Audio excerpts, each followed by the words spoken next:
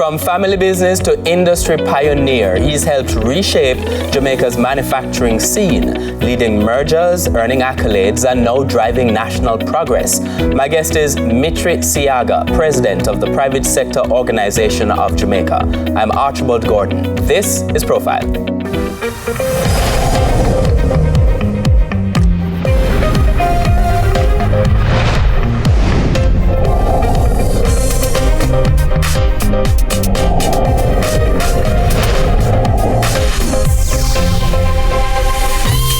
Metry Seaga, welcome to Profile.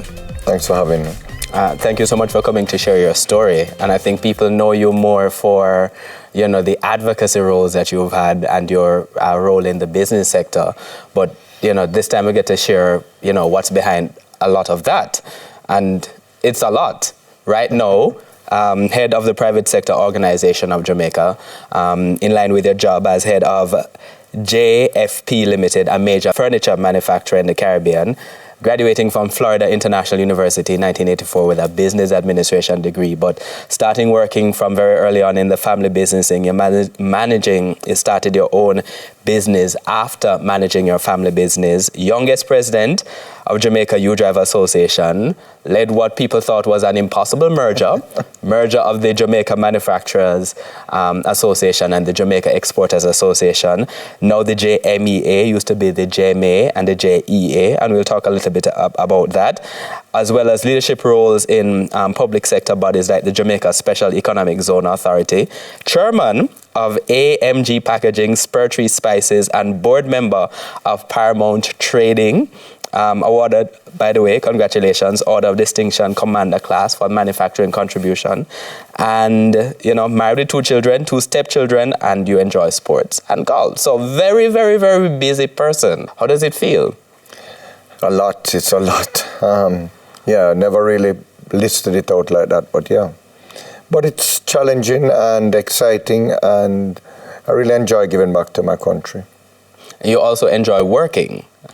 That may be a strong word, Archie, but I work and I do what I love, and I would say that I enjoy what I do.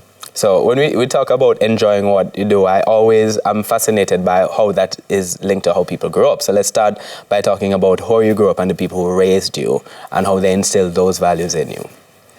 Yeah, my earliest memories, certainly my mother started, my mother was born in Claremont, St. Anne. That's where she grew up. Her parents lived there. They immigrated from Lebanon in the Middle East. They came here. They had 5 children here.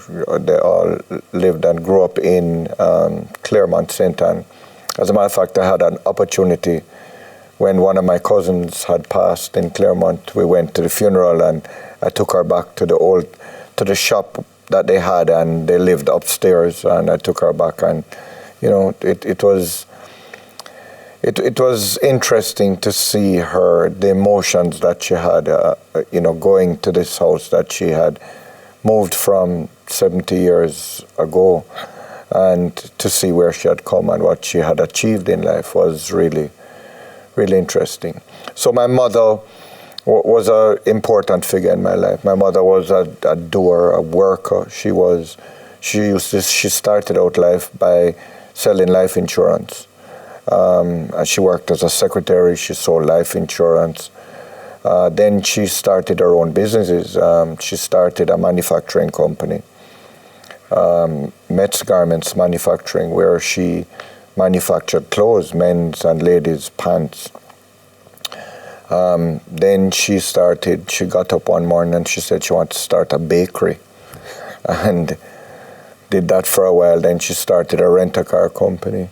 So she was a serial entrepreneur. She loved to work and she loved starting businesses.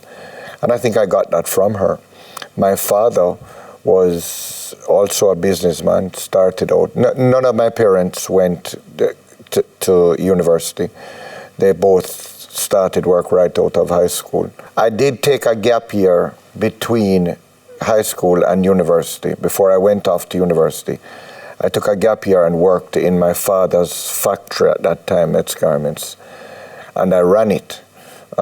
He had actually gone off to help his cousin, Edward Seaga, in the 1980 election. He was helping him with transport or something, and I had to run the business at 16.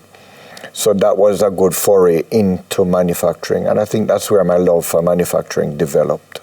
Why did that make you love manufacturing? I just as a 16-year-old, people would have thought teenager, you want to go off and do your own thing. Yeah, so I think a seed was planted. I really liked the concept of taking a raw material, cloth, designing it, developing it, watch it grow into something that people could wear and or use. So in my current business now, we take wood and metal and upholstery and we turn it into furniture. When I go into a KFC or a Starbucks and I see products that we manufacture, and I don't manufacture them with my hands, but I'm in charge of people who do manufacture them. It's really it's a good feeling. So you decided you're going to go to university, master's, business administration rather. No, I have a BA in business administration rather. But you're also coming back to do a series of different kinds of jobs. Serial entrepreneur, much like your mother. My father was in the manufacturing business, which was dying at the time, 1983. My mother had recently started a rent-a-car company. So I had to decide where I was going, and I went into the rent-a-car business. In all kudos to her, she kind of gave me the reins right out of university and said, this is yours, do with it what you want. And that's an opportunity that I really appreciated, and it set the stage for me. I was never happy with that and wanted to do something on my own. So during that time, I started a travel agency, a finance company. I went into trading of motor vehicle tires, went into motor vehicle sales.